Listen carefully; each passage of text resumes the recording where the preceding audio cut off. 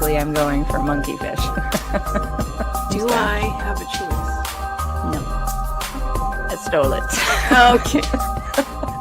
Oh, pendulous breast herself. Chase you through a cave. I know you do outside. And we're going to talk about how wrong you are after.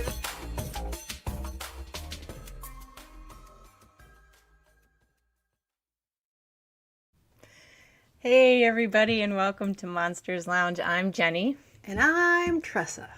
I love our intro, and I was just thinking about how many black tank tops I wear on a regular basis. No, I think I have a problem. lot, so you don't have to wear them on a regular basis. You've got Cycle like at up. least 50, so it's like a month and a half. You're good. It's pretty good. That's usually the turnover rate. It's the exact same one too. Yeah. You gotta be economical. Right. Yeah. Is that economical or just streamlined? I'm not quite sure. Yes, it's both. Yes, both. Listen, I'm real excited tonight, Tressa. Me too. I'm always so thrilled when we have a return guest. One, because they liked us enough to come back. Suckers. Yeah, and two, because they've been awesome to talk to. So I love seeing people and seeing what they're up to. And this gent that we had on, he actually reminded me before the show, it's been over a year. Yeah. Isn't that wild? It is wild. I know. That means we've been on long enough to have somebody who was on over a year ago. Yeah, we have, Jeni. We have. I know. I'm so excited. It just seems like yesterday. Okay, I'll shut up now. Yeah. All right, we have Maxim Furek back. And if nobody remembers, or if you are scratching your head on that one, he is a researcher and author exploring paranormal culture, rock history, and the psychology behind strange phenomena, with a focus on Pennsylvania coal region. He did the coal region hoodoo book that I liked so much. All right, help me welcome Maxim, please. Oh. Yay! Yeah, thank you, ladies. Yeah, great. Thanks for having me back on Monsters Lounge. And you're correct.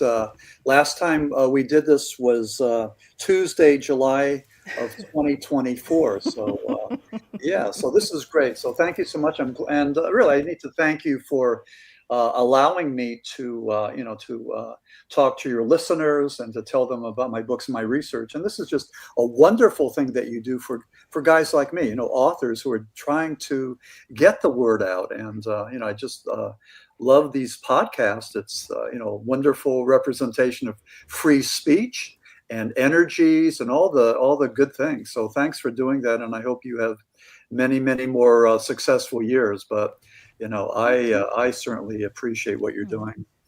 Well, thank you very much. A lot of what fascinates me about you as an author is that you started off in music journalism, right? Right.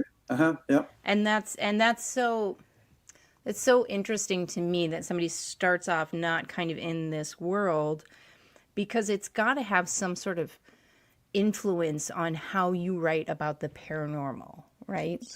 Do you find that you approach things any differently because you're used to dealing with, I guess, flesh and blood things like sitting in front of you, dealing with music?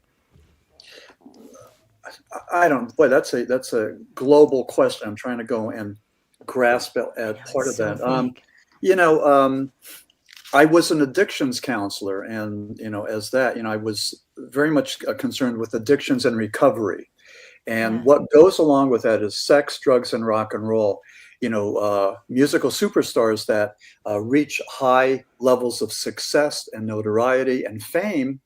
And more often than not, with a lot of them, there's this self-destruction that, fame becomes the thing that brings them down. For example, Steven Tyler of Aerosmith said that fame's like 1,000 chickens pecking at you at the same time. It's really hard to go and deal with that. We all sort of want to be that superstar and be on stage and have all the accolades and make the money and all this. I mean, it's just something that, sort of like, seduces all of us.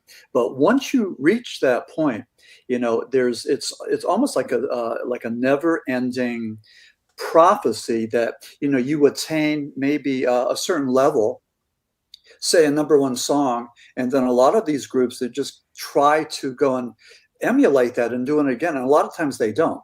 It's almost like, people that do drugs for the first time, the bell ringer, you do crack cocaine the first time, it is the most euphoric or orgasmic thing you've ever done. And then you're chasing that bell ringer. I don't know if you've ever done crack cocaine. Oh yeah, totally. What? So it's just, people and heroin and all the others, they're just trying to chase that high. So, but anyway, I started to write about that because I was fascinated by that aspect of it, the self-destruction. So I coined the term called celebrity blood voyeurism about the public's fascination or pathological fascination for celebrities that crash and burn. Amy Winehouse, Janis Joplin, Jim Morrison. I mean, the list goes on and on. Kurt Cobain, Lane Staley, whatever, and the story's all the same. So anyway, that was my beginning and that was my passion. And I approached it, with a whole lot of energy and aptitude. And then 9 years ago, I was writing a book about the Shepton mine disaster of 1963, and that took place in Pennsylvania. Shepton had aspects of out-of-body experiences, near-death experiences, and afterlife experiences. So it was like the troika, the trifecta. So I had this book published 9 years ago, and that opened up doors to the paranormal. And by that, I mean, I got invited to be on podcasts immediately. I got invited to go to expos like in Baltimore, Maryland.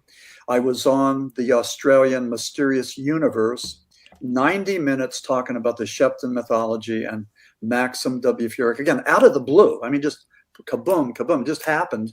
So that was, and I didn't go looking for the paranormal.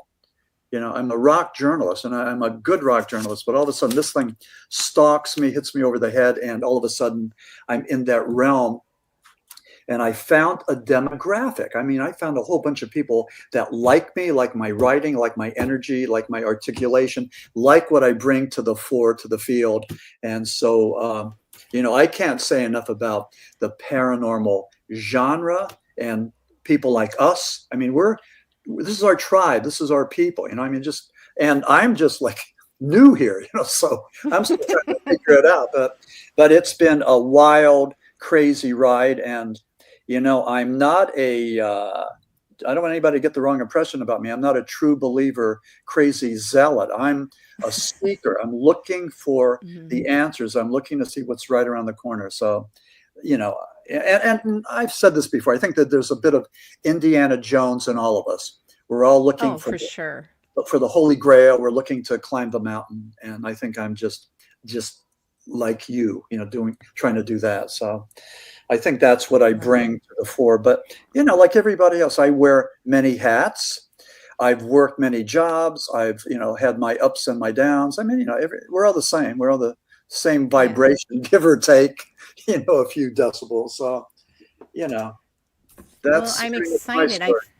I forgot the bit, about you being. I knew you were in psychology. I forgot about the addictions and recovery area, but I'm very excited because I've said that 15 times already. But I'm even more so now because we can kind of get a little bit of the psychology on this. But anyway, we'll go on. So I want to throw up a picture of your newest book, which we are very excited about. The Smurl Haunting. Right. I like that. First of all, what a great cover. Okay? Such a great cover. I would be remiss if I didn't say I love it. I'm such a book person that I got to mention it, right? Yeah. She loves a good binding. It's a good binding. It's a good cover. It's very reminiscent to me of like the 80s horror books where like the cover had a cutout. Yes. Where you could see the picture of something. Every and open single it up and be VC full... Andrews book ever made. Yes. Yeah, I'll tell you, Cody Sexton from Anxiety Press, they're out of Chicago. He's my publisher. But anyway, I put together this prototype of what I thought the Smurl Haunting should look like. And I had pictures of the Warrens and a haunted house and the nun and all this crazy stuff, like 50 different things. And Cody just said no.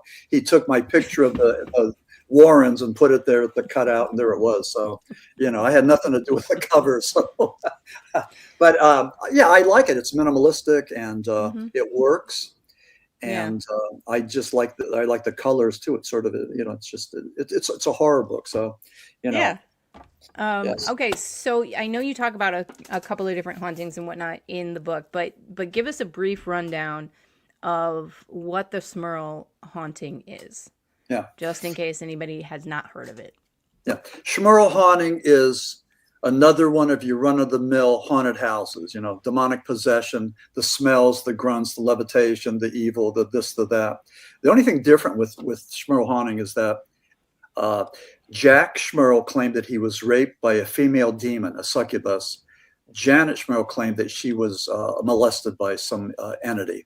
In the book, The Smurl Haunting, I compare the Smurl Haunting with Amityville, with the Hinsdale house, and with the house. Just see, how that, when you compare and contrast, see how it fits into the scheme of things. So I do that, and I look at the realm of demonology through using the Smurl Haunting as my case study. So I talk about the realm of demonology. I talk about the rite, R-I-T-E, of exorcism. I talk about the existence of evil. The whole thing. So Sure. It was a wild ride. It was a great experience. I know exactly where I was when I was writing this thing and how these things, and listen, and let me make this clear. Something was channeled through me when I was writing this book. I mean, the West Pittston was in northeastern Pennsylvania, like 30 minutes from my hometown. And I would go up there and check this out in the 1980s. The frenzy, the hysteria, the paparazzi, the totally insane paparazzi. And I never knocked on the Smurls' door because they were under a demonic attack. They were under attack by the paparazzi and the media. Janet Smurl getting hundreds of phone calls, requests from international newspaper people and media for exclusive interviews. And then I met Ed and Lorraine Warren in 1988. They were on a 15-city book tour promoting The Haunted, which was the 1988 book about the Smurl Haunting. So which people knew about. There was a Fox made-for-TV movie, but it sort of went under the radar. I don't think a whole lot of people remember the Smurl Haunting. So now September 5th, 2025, Conjuring Last Rites comes out, and that's what the book was about. So I beat this out by quite a ways. Our book came out before the Conjuring movie, but and when people ask what's the difference, if you want to be entertained with a horror movie, then go see the Conjuring Last Rites. But if you really want to be educated, and if you want to expand your horizons and your knowledge about demonology, then read my book, because it's well researched and written. And again, I'm really proud of this. It's probably one of the best things I've written. So it started, like in the 70s, like the early 70s, where the Smurls kind of bought this house. It was a duplex, right? Yeah, back home in 1972, there was the Hurricane Agnes. And Hurricane Agnes was infamous because it sort of like changed the whole character of northeastern Pennsylvania. So this hurricane came and dumped all this water in Wilkes-Barre, northeastern Pennsylvania, went back out to sea, and then came back and did another sucker punch. So after this horrible flood, and it was just miserable, it was horrible, the Smurls moved from their house to West Pittston, which was a very bucolic, neighborhood, tree-lined streets. I mean, it's wonderful, like Mayberry. So they moved there, and everything was good. It was a duplex. Jack's parents lived on the other side. Jack was there with his two daughters, and then they had two more daughters. and everything was okay. But then little by little, they started to have some aspects of what we would call infestation, that things started to happen. Again, typical haunted house stuff, the smells, the grunts, profanities etched in the mirror, a television set that blew up, a brand new TV set that they just bought. Just like exploded? Yeah, just exploded. Yeah. A chandelier that fell down. Rooms that were hooked up with heating ducts and everything, and working furnaces. Rooms that would go and drop the temperature to, say, in the 30s or 40s.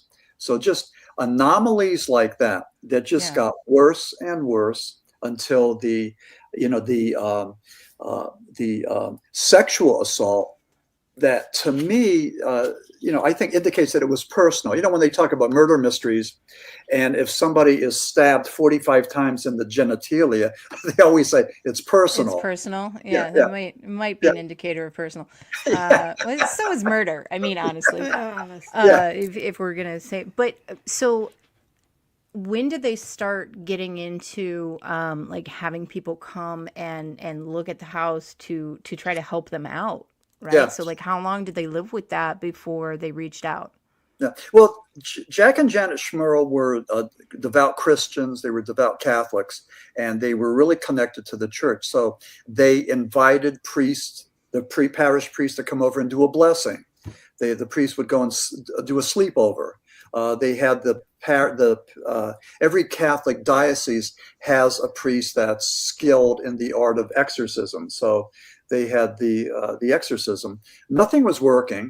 They kept on doing this, and finally, Janet Smurl saw Ed and Lorraine on a TV program. So she reached out, from northeastern Pennsylvania to Monroe, Connecticut, reached out to Lorraine, and Lorraine and Ed came down, and they spent maybe 4 nights there. I believe they had a nurse with them who was a psychic, and they also had their photographer. I mean, they were good. They were keen on the promotion, on the publicity, which, a lot of people criticized them for, but they were good at what they did. So anyway, Ed who was, a self-taught demonologist, he tried to do an exorcism and nothing worked. So the next step was for Ed to call for Father Robert McKenna from Monroe, Connecticut. And he was what's called a rogue priest. And these are I like that. Okay. These are are you familiar with that term? I'm just imagining that they run around and do exorcisms and fight werewolves and do all sorts of cool stuff. Yeah. So what it is in my head is probably not actuality. No, it's more political. Pope John the 23rd, who was the hero of my Shepton book, the Miner Saw. Yeah. Pope John the 23rd. It was an example of life after death. Pope John the 23rd was the one who was trying to modernize the Catholic Church. So he had Vatican II. It allowed churches to say the Mass in languages other than Latin. It embraced Marxists and communists, Jews, Islam, Muslims, and the whole thing. It was the church's kumbaya moment. But there were a lot of people that viewed Pope John the 23rd as a devil. They hated what he did. They thought that this was just horrible, that he was stomping all over Catholic tradition, 1,000-year-old Catholic tradition. So people like Father Robert McKenna was a rogue priest. He refused to go along with Vatican II. So he renounced the church. He started his own Catholic church based on earlier Catholicism, earlier tradition. So he was one of many rogue priests that didn't go along with Vatican II. So again, when you talk to Catholics even today, some of them like the idea of Vatican II, modernizing the church, and other Catholics do not. So it's controversial for people that's the opposite of what I wanted it to be. Yeah, it's the exact opposite of what I not as cool as I thought it was going to be. Okay. So that's what it was. So anyway, Robert McKenna comes and he does 3 exorcisms at the Smurl house, and he wasn't able to go and cleanse the house. So the bishop from the Scranton diocese, Bishop Timlin, brought in Father Alphonse Treebolt, and he came in from New York State, and he was at a university up there, and he came in and he did 4 exorcisms before he was able to go and cleanse the house. So Father Treble was able to go and cleanse the Smurl house, but he didn't have a perfect record. He had been at the Hinsdale house in New York State, in Western New York State, and he tried to cleanse the Hinsdale house, and he was not able to do that.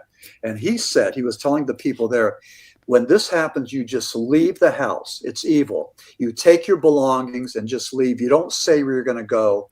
And Treble said that some places are just a portal to hell. They're pure evil. And the Hinsdale house was one of them. Was he saying that as a priest, as an exorcist, you as an exorcist just leave? Or, hey, everyone that is in this building, get out. There's no saving it. I'm assuming or is it just like very personal? Like, no, A, B, and C, yeah, all of the above. Everyone leave now. Because one is kind of sketchy. Yeah, but what's interesting is that somebody bought the place, and now for a certain amount of money, you could spend the night there at the Hinsdale house. So, you know, the citadel of evil. So, yeah, of course. Capitalism. Yeah. Speaking of which, no, not that. Have you been feeling called to explore your intuitive gifts and deepen your spiritual practice? Then Pathways to Spirit was created for you. Sarah Lemos has been teaching Pathways to Spirit for over 16 years. And in that time, she's watched hundreds of students grow into their gifts with confidence and clarity. This isn't just about learning tools. It's about understanding how your energy works and how to use it with intention. Over 6 months, you'll learn about your own intuitive abilities and how they show up, along with many esoteric tools and practices to help explore your potential. But this course is about more than just learning. It's about embracing your sensitivity and living your best life. Register now at mediumsarahlemos.com while there's still space. It's time to uncover your gifts and abilities. Are you ready to join this extraordinary journey? To be clear, Sarah Lemos is an angel, and anyone who says otherwise, I will fight. Seriously, she is the best, and we love her very much. Yes. Okay. But this was like years later when the Warrens got involved, right? Like, it was in the 80s? Yeah. Let me see. So the book came out in 1988, and Ed and Lorraine and Jack and Janet Smurl assisted Robert Curran, the Northeastern Pennsylvania reporter, in writing this book. So say 86, 87, and then it was done in 88. So the infestations were happening in the 80s, reached a climax after Ed and Lorraine Warren came and brought in Father McKenna, and then the bishop brought in Father Treble. The Smurls had already left the house in Wilkes-Barre by the time Father Treble did the final cleansing. And also in the book, The Haunted from 1988, he isn't mentioned in the book. So the book came out, I think, a little bit too early. You know, there was other additional information that came out. And what I tried to do in the Smurl Haunting was just to embrace all of it. You know, I mean, to talk about the realm of demonology. And I start with the preface of this. You know, there's a debate going on. It's been going on for thousands of years, whether or not evil exists, whether or not the devil exists. And, you know, some people think it's old-fashioned. They think it's something that the church or our parents used to keep us in line. You know, say your prayers. If you don't say your prayers, if you don't go to church, the devil's going to get you, or you're going to go to hell, or whatever else, you know, they would say to scare us. And but some people don't believe in that, but I do. And I'm not, in the book, I'm not trying to get anybody to come over to my side. You know, I really don't care. I just try to go and tell the story as I see it. You know, that I believe the devil exists, that I believe that the realm of demonology exists. I warn people, especially young, naive people that are ghost hunters that go into haunted houses. They go into abandoned prisons or abandoned mental institutions. Now, I warn them to be alert, be careful, know what you're doing, because, I think a lot of these folks are looking for maybe a spirit, maybe a wandering ghost, a confused ghost, but there could be demons there looking to possess, an unfortunate, naive person. So, I think that these places could be portals to the demons, as well as things like Ouija boards, tarot cards, seances, and fortune tellers. And again, I think that there's a wise way to do that, especially with Ouija boards. If you have a specific spirit that you're trying to contact to help you with guidance or information or whatever, that is one thing, if you know what you're doing. But on the other hand, a lot of folks are just doing this as a party game and just hoping that something will manifest, a spirit. It could be a demon. That's the part that is terrifying. And I was at the early this year, I was a guest at the Butler, Pennsylvania Paranormal Conference, along with the Psychic Vincent sisters. And as they were talking, this guy said he was a ghost hunter, and he said he had been attacked during the night. He had photographs on his iPhone of his chest being ripped open, his eye just hanging there. And the Psychic Vincent sister said that it was an infestation, that he was being stalked, and that the only thing that he could do was use a whole lot of holy water and prayer. So but I believe that, according to them, and I saw the pictures, they were frightening. He was just looking for anything he was looking for something. Like we did in the 80s and the 90s with the sleepover seances and whatnot. Yeah, you did that too. Yeah, God. I thought I was the only stupid one. That's a rite of passage. No, we all did that. Light as a feather, stiff as a board. Come on. Yeah, we're just a bunch of idiots. We don't know what we're doing. No, but we wanted the devil to give us a sign. No, not to possess us, but just to give us a little sign. Just fun and games. Yeah. Well, speaking of rules. Yeah. Speaking of that, do you do things when you are investigating these hauntings and these situations? How do you not bring your work home with you, so to speak? Yeah.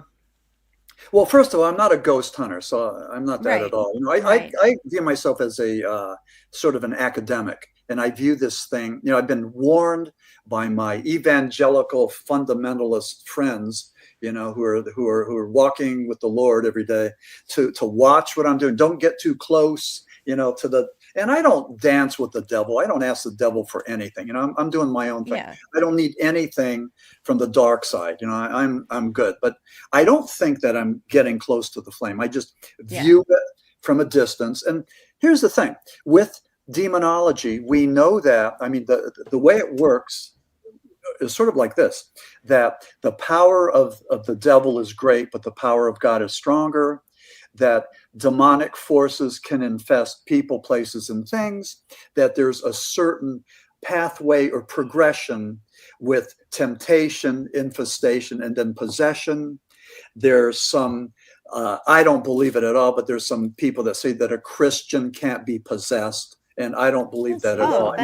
Yeah, I don't think they absolutely can. What? And I believe that. I think that being not just a Christian, being a Muslim, being a Jew, whatever, it doesn't matter. If you've given your life over to God or Allah or Jesus, I think the devil wants to take you down because you've made a pact with your God, with your higher power. Yeah. And I think you would be more of a worthy soul to tempt rather than some guy like me, So so I think that's how. And with the Smurls I think they had a target on their back. I think they were targeted and they were stalked and infested because of their faith. And that's what I believe. And again, I've been asked, well, why just them? Why not everybody else in West Pittston, Pennsylvania? I don't know. I can't answer that one, but I have a theory, and that's what I think. And and other researchers, have agreed with me on that. So again, that's my hypothesis. That's what I think happened, and and finally they had peace. So the Smurls, but even during these demonic attacks, they're dealing with demonic attacks. They're dealing with the paparazzi, the media, and they're dealing with a public that felt that no, they were lying just to make money. Sure. And what kind of father or mother would drag their kids through the mud, putting up this lie that their house was demonized. I mean, they did go on some shows. They might have made some tokenistic money, like, back in the day. I don't know what they would get paid to be on a TV show, maybe, 1,000 or 1,500. I don't know, but they might've made some money that way. I know the book, The Haunted, made really good money, but it was split at least 5 ways, with Robert Curran and then the Warrens and the Smurls. But, but still, to say that because they made money, somehow they were inauthentic or that they were lying makes no sense at all in this capitalistic society that both, you and I are trying to go. I mean, we would love it to hit it out of the park, whether it's Monsters Lounge or the Smurl Haunting. I mean, I would love to sell 1 million copies, and be on the cover of Time or something, Listen, if I was going through something like that for that long, I mean, seriously, right. you gotta get one of my something. bills. I mean, come at on. least the therapy bill, Thank you. Yeah, it's just not worth it. And like the net gain is not there. It's a net loss every time. Overall. Good. Yeah, it doesn't quite matter. Yeah. So I don't know. I mean, somebody who would do that would really be a pathetic individual. But these were devout Catholics. They went to church. They got the sacrament. They had a strong belief. And if anything, I mean, if I don't care what you think of the Smurls, just at least give them their due that they had a strong faith. Whether and for how much credence you pay give that. So. Now I know that you also mentioned, and we're kind of tiptoeing around this, not tiptoeing, but we're at the brink of this. Yeah. But the exorcism schools, Yeah. I've heard about some of them. I've heard about others. There was one you mentioned, Pope John Paul II. Very good. Yeah. Good. Yeah. Now I know a little bit about him. I know that he did 3, 2 official and a third one debated exorcisms during his career, and one of them was in the 80s, and it was way more famous than the other ones. But he had a school, or did he explain that to me? Yeah. Well, here's the thing. I contend that evil exists and that the devil exists. And I stand in good company. Pope John Paul II was among them. He believed that evil existed. So what he did was 2 things. One, he rewrote the rite of exorcism that I think it was 400 years old. So he rewrote it for modern time. You can just rewrite that thing? Yeah, I did not know that. That is blowing my mind a little bit. Yeah. Or only maybe again, maybe changed it, altered it, made it, modernized it. Put skateboards in it. Yeah, maybe even that. Maybe even that. But so he did that. He rewrote it. And then the other thing was he organized a school of exorcism where there were, I believe it was 132 priests from 30 different countries that came to learn the medieval rite of exorcism, only because the Pope believed that evil exists and we need to fight evil on the correct terms. So, and what are those terms? Well, if you read the Bible, one of the first miracles that Jesus performed was casting out the demons. And he taught his disciples that they too could be exorcists. They could cast out the demons if they did it in his name and in his spirit. And that's what modern day exorcists do. They do it through the power, and authority of God and the church. So again, it's not that any one of these human beings have that power, but it's God working through them. So this is the MO, the modus operandi. So Pope John Paul II, believed that this is something that we needed to address.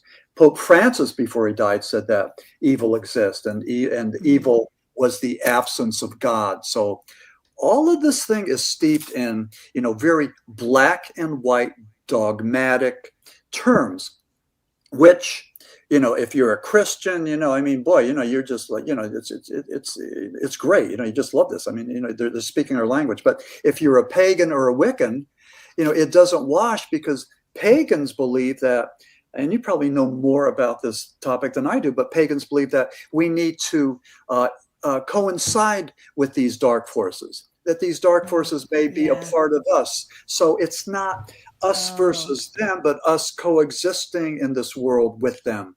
And pagans may have a more, certainly it just makes more sense. The world doesn't operate in terms of black and white, but in shades of gray.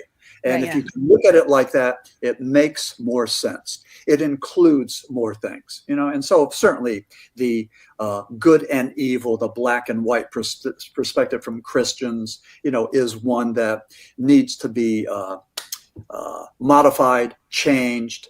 It's probably not going to happen on my say so, but I think that my friends that are pagans, and they don't have a good reputation. A lot of ignorant people just think that they're horrible people and that they're, Satanist or whatever, which is certainly so weird. The Catholic Church did a great job on that propaganda. They really did that. Going strong even now.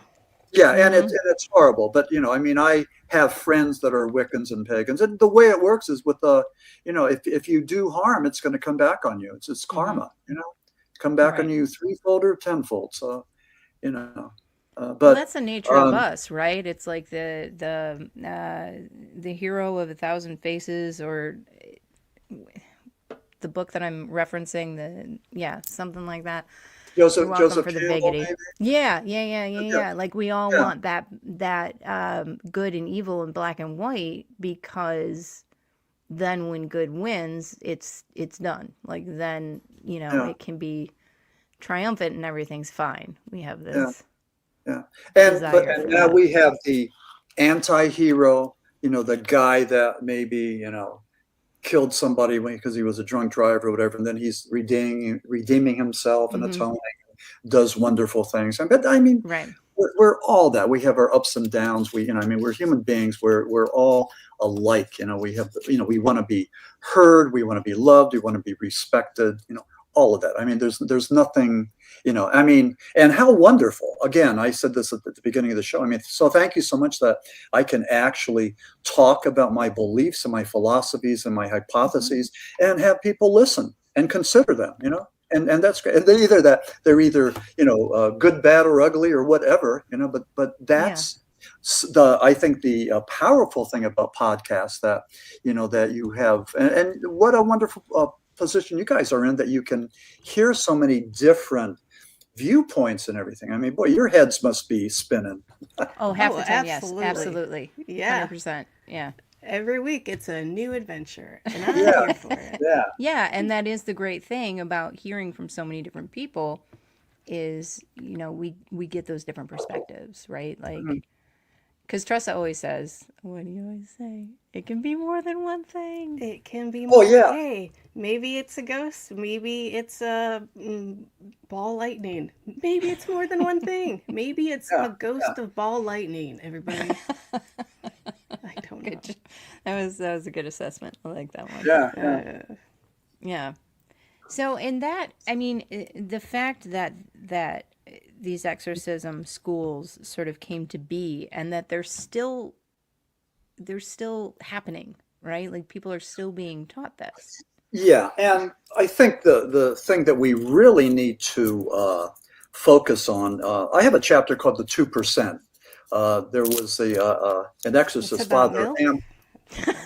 Sorry. There you go again, Tressa. Okay, go ahead. I You can talk about, apologize to everybody. talk about 2% milk. Okay.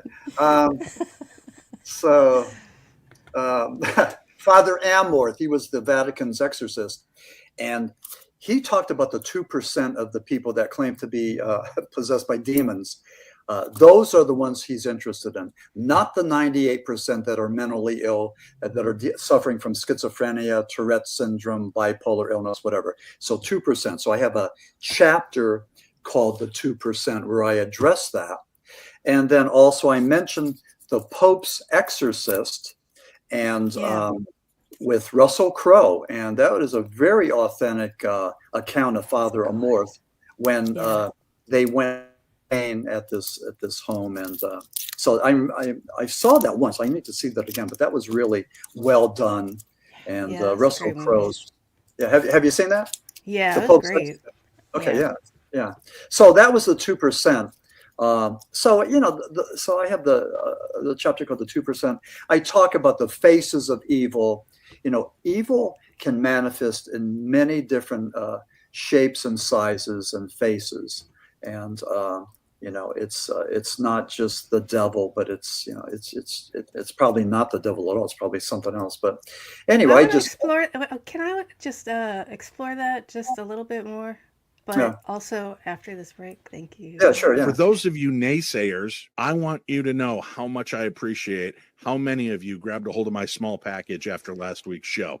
It is out and available. You can get both of my books, The Other Side, A Guide to the Paranormal and Ghost Hunting, and my brand new book, Theater of the Mind, Tales from the Darkness. Both books are out. One, of course, kind of a how-to ghost hunt book, and the other story book of strange supernatural occurrences all around the world. You can get your hand on my small package by just ordering it right off of my website. You can go right to paranormal60.com, scroll down on the front page there, or go to the shop and scroll down and you'll see our book bundle.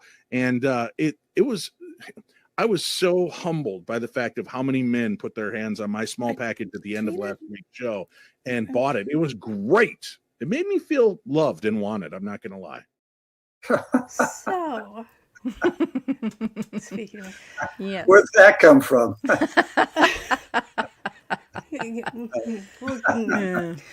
Another time, another. Yeah. So,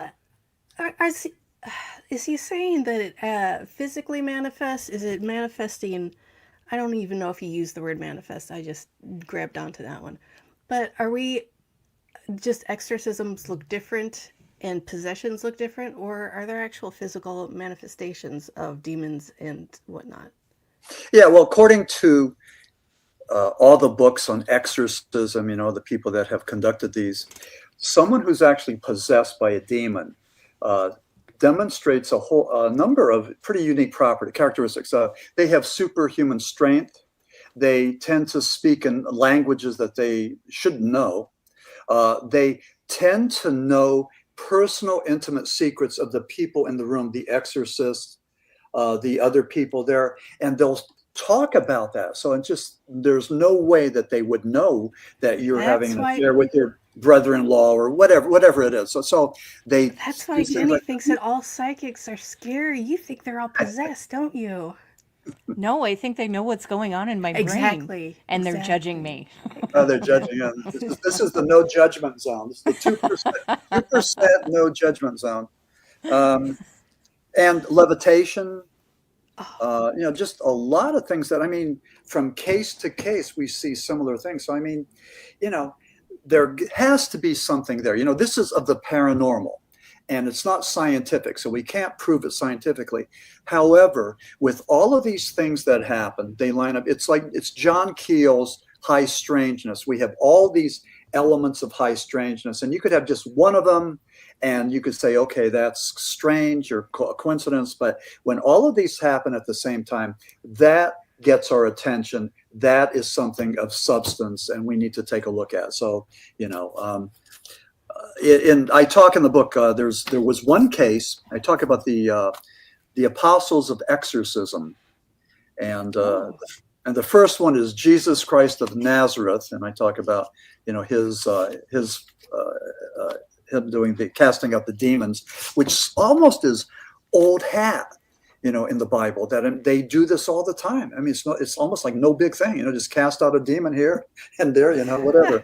So go to brunch, exercise a guy. Yeah, maybe just play some pickleball. Yeah, go on the pickleball court and do that. Yeah, yeah. Or or how about this? Oh no, help me out with this, Tressa.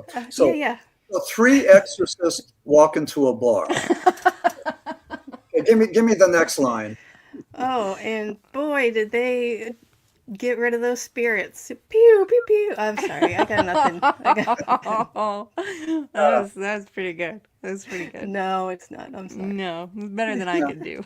But if I've written books on cryptids and Bigfoot. I've written a book on flying saucers and the paranormal, but demonology, the realm of demonology really rings my bell. I mean, it's the one that speaks to me. It's the one that is just so powerful. And wow, I mean, there's something here, something, I believe in all this stuff.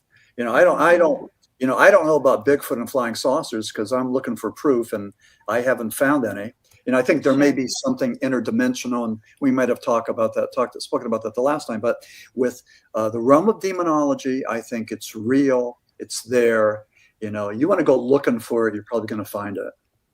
Yeah, I was raised evangelical, a very, very strict upbringing of religion, and it's still one of the things that I cannot. It really makes me uncomfortable to think about because of the pure evilness. I don't think it's very common, but I think it exists without a doubt. And that's terrifying. Even I do. And I was raised with nothing, so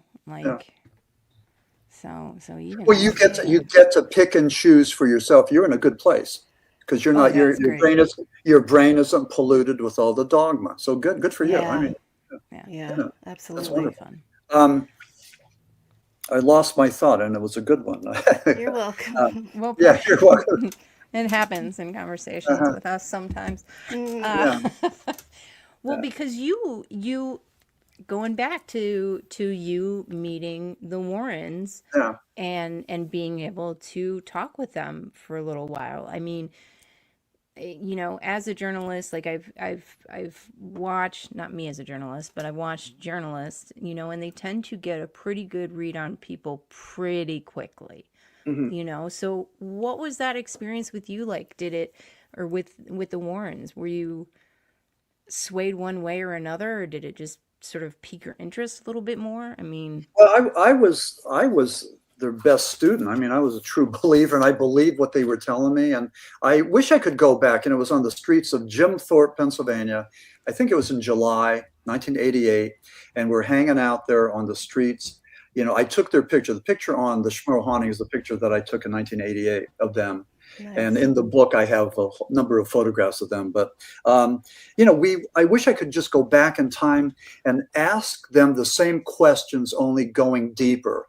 And the questions were about the demonic realm and how do you do battle with these demons and all that. And, and Ed Warren talked about invoking the spirit of Jesus Christ, of Saint Michael the Archangel, of Padre Pio, these saints that Catholics use, to do battle with, with the demons. And, he was, very interesting. He always spoke about the power of God being greater than the power of the devil. And, so it was all pretty much the same mantra. But over the years, I kept in touch with him, and I would call them up and ask him additional questions. And someplace I have 2 cassette recordings of this. I had transcribed these, but I have these someplace, and I, after all the, moving from house to house and town to town, sure. God knows where they are, but I would love to go and get them and just, turn them into a CD or something and donate them to whomever, because I think it's worth something. But they were, I liked them. They were good people. They mentored me. They were friendly. I think Ed saw a little bit of maybe me him in me, maybe with the excitement and the curiosity. I mean, I would like to think that. But given the fact that a lot of people didn't like the Warrens until today, you know, whether they're people that were jealous of their commercial success, i.e. making $5,000 per seminar, doing close to 1,000 programs at different colleges. So they did that. They were the ones that sort of hit it out of the box. You know, after we saw Rosemary's Baby and The Exorcist and The Omen, the Warrens were there to educate the world as to the realm of demonology. They did this. They were the first ones. Nobody did it as well as them. I mean, they did it comprehensively. They did it successfully. They had a ton of books attributed to them, even though they were ghost written for the Warrens. The Warrens were not writers. They were not journalists. And, you know, to this day, I don't know why I didn't ask Ed and Lorraine back in 1988 if they would be interested in collaborating on a book, because that's exactly what I would do. I mean, so I don't know what I was thinking back then, but, you know, but I mean, that could have happened and should have happened, but, you know, it didn't. So anyway, but I liked them. I thought they were nice people, and I believed what they were saying. Again, even though a lot of people are critical of the Warrens. It's hard to have any sort of public, what's the word I'm looking for? Image, thank you. Yeah. And not have people on both sides. And you know what that means? You're doing it right. I conjured up this Universal Law 90, which feel free to quote this at some point during your show. But 30% of the people are going to love your light, and they're going to like what you do and want to open doors for you. 30% are going to really not like you, and they're jealous or whatever. They just dislike you for the right reasons. And then 30% could care less. They're dealing with their own, you know, depression, addiction, whatever it is. I mean, they're over there. They don't have time to consider you. So, you know, there's going to be people taking their hits. There's going to be people that are going to go and criticize you. That's, you know, I mean, you can expect this. You could expect this. Not everybody's going to like your program. And it's just the way of the stop it. That sounds unlikely. What? No. Come on. You should see. You're going to be able to see this, right? Oh, that's good. Okay. Oh yeah. Jenny's making some good faces over here. Yeah. Okay. Come on. Get out of here. So anyway, but you know, people that love your light, that want you to succeed, and they want to be a part of that, and they will introduce you to other people. They will open doors for you. They will like hold your hand and walk you through. I mean, when that happens, that's a friend. That's when, you know, the winds are at your back and the gods are smiling and all that. I mean, it's just like exactly what I think what we're looking for. You know, you work hard. We're in the trenches. We work hard to promote our books on our podcast and everything.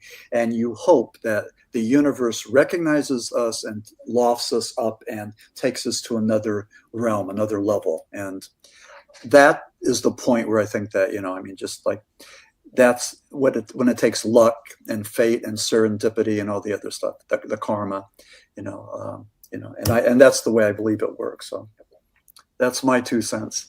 I like it. I Fantastic. dig it. It was very succinct. Yes. You know, I feel like I've been asking a crap ton of questions here. Tressa, do you have anything? I know. I've just been. You're the question person. I just know, say but I dumb think stuff on the side. What? I don't know. You know, we gotta ask. Obviously, just a brief little bit, because everything, you know, the Warrens are so tied in with all of these things, and specifically Annabelle, right? Yeah. And you've seen the doll. We have a friend who's actually just going to tell us about her experience with it, but the doll's on tour at the moment, right? So what was your impression? Well, that became part of the story. You know, I talked my wife into going down to Gettysburg, Pennsylvania, in July. And I like how you scooped her up for the ride. Yeah. and she had a good time. But we just, for anybody who's taken notes, we were among the 1,240 people that attended that 3-day gig to see Annabelle, each paying $40,000. So if you add that up, that's something like $50,000 for the 3 days. So we were there. That's according to the Gettysburg newspaper. 1,240 people paying $40 each. So that was Gettysburg. So wait, $40 each. Okay. Yeah. Okay, yeah, I had that. I heard that totally. And my wife will tell you that it was more than 40 because we did it online, and I don't know what other cost we paid. So it was over $80. It was more like 95 or something. But anyway, so that was 50,000 in Gettysburg. They did the same thing in San Antonio, the same thing in New Orleans, the same thing in West Virginia, and up and down the pike. Even though Lorraine Warren said, keep Annabelle in the Monroe, in the Warren Occult Museum in Monroe, Connecticut. Right, and they didn't. The New England Society, Paranormal Society, took her on the road, and I met the handler when I was in Gettysburg. That was on July the 11th. And Dan Rivera, he agreed to do a interview with me on Monday the 14th. And I told him I was writing the book about the Smurl Haunting, and Dan passed away the night before. So he passed away on the 14th, on the 13th. Tragic. Yeah, it was tragic. And absolutely tragic. And and there's some people that think that it was just natural causes, and other people think that maybe Annabelle's forces, her powers, had something to do with it. So we don't know. But it's, lots and lots of opinions on that one, but ultimately incredibly tragic. Do we know what the origin story of Annabelle is? I mean, like, we've all heard of Annabelle, most likely, like, if you're not in this field, because of the movies. But I remember the story of Ed bringing it home, but I don't remember why he had it. Because it shouldn't be out in the world, right? Like, wasn't that well, right. But, like, where did he get it? What was the story, the origin? Right. I think it was a student nurse that got Annabelle, and it was possessed, and all kinds of things happened, including a priest that got into a horrible accident. And when Ed heard about this, they brought it into the Warren Occult Museum to keep it there under lock and key. When I saw Annabelle in Gettysburg, it was in this 5-foot box with crosses on it for the Father, Son, and the Holy Ghost. Had a glass window there taken from a deconsecrated Catholic church. Had the Lord's Prayer in the back. It was infused with holy water and holy oil. So there it was, and it was a Raggedy Ann doll. It looked... Which is just terrifying. Right. Always terrifying. Just like this. Just like this. Listen, I had one as a kid because I spent a lot of time with my grandparents, and so I grew up around a lot of elderly individuals, and thought that was a great present for me. I had at least one of them. Do you remember the animated movie? Set. It's terrifying. I remember the books as well. All of it terrifying. That was a terrifying doll. Yeah, wow. Almost as bad as the blinky eye ones. No, the blinky eye ones are fine. It's just technology. I like those. Listen, we need to wrap up. We're at the end of the hour. Jeni, do you have anything else to add? No, just where we can find him and what he's working on next. Yeah, good. If any of you listeners would be interested in any of my books, you could check me out on my website. It's www.maximfurek.com. And the book that we're going to be launching real soon is the Paranormal Apocalypse. Is This How It Ends? And so we take a look at the end times, what's being studied by the eschatologists. So what's around the corner? What do the 4 horsemen and the 7 seals represent? And if we are going to die, like, how are we going to die? How are we going to be taken out? So I talk about this.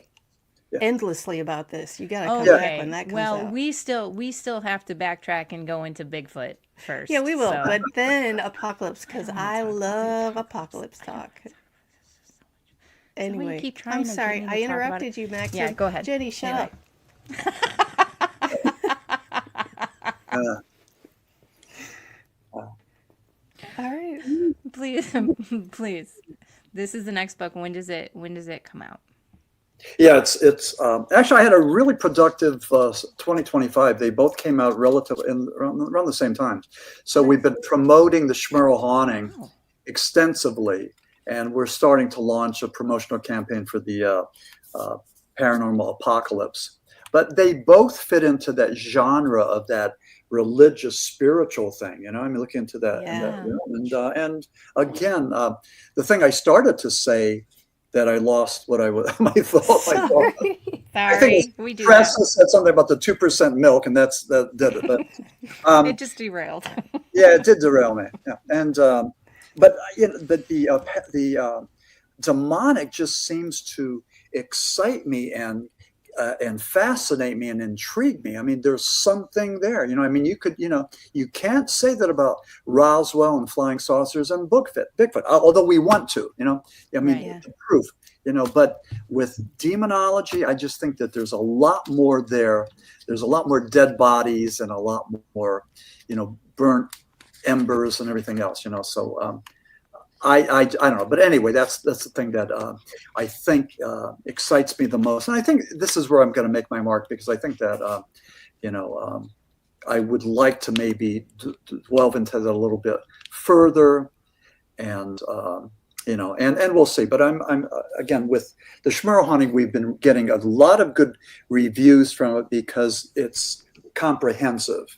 And it's not just about the Smurl Haunting. And even, the one reporter asked me, well, why did you wait so long to have the chapter on the Smurl Haunting buried deep within the book? Well, it's not just about the Smurl Haunting. I mean, forget about the title. It's about demonology and exorcisms and all this. So, that's fascinating. Yeah, thank you. I think it is, Yeah, absolutely. Yeah, absolutely. Yeah. Hang on for a sec. After we wrap up, we'll thank you again then, and that's all I got. All right. Well, thank you so much for coming back. Can't wait to have you back on 2 more times, I guess. Everybody else, hey, go check out our website, monstersloungepodcast.com. Check out our merch and our links and our things. And yeah, all right. Thank you so much for joining us at the Monsters Lounge.